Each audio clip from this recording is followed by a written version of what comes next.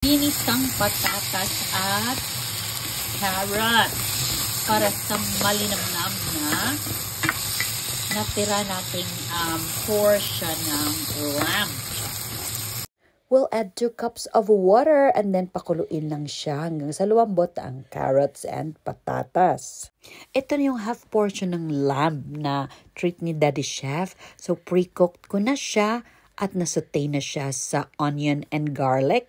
At nalagyan ko na rin siya ng soy sauce at iba pang spices, garlic, onion, ginger powder at asin. Maganda pag pre-cook nyo na ang iyong lamb. So sure na siya na malambot at saka na-absorb niya ang lasa ng inyong mga spices.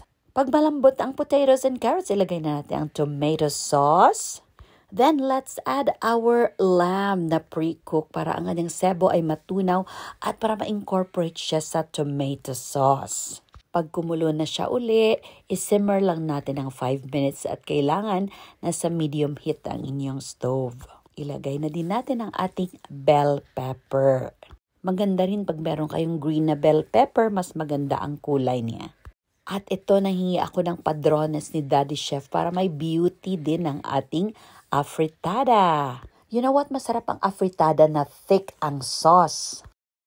Kumuha ako ng 2 slice na luto ng patatas at saka I mashed them tapos nilagay ko ulit sa sabaw. Ayun, naging thick and sauce. Otherwise, you can use cornstarch. Sa kabilang plate ng aming stove, merong nagluluto ng kanyang padrones si Daddy Chef and his padrones. Right, padrones by Daddy Chef. Eto na siya, ready to eat. Halina kayo mga palangga. Namit ni isabaw sa pinggan sa palangga. May mainit niya kanon. Yan. Ayaw nilang ihalo ang green peas. So, dito lang sa side ang green peas. Pero sa Pinas, sinahalo natin, di ba? So, ikain lang po namin kayo. This has been Lal's Kitchen at saying thank you so much for watching. Take care always, everybody, and God bless us all.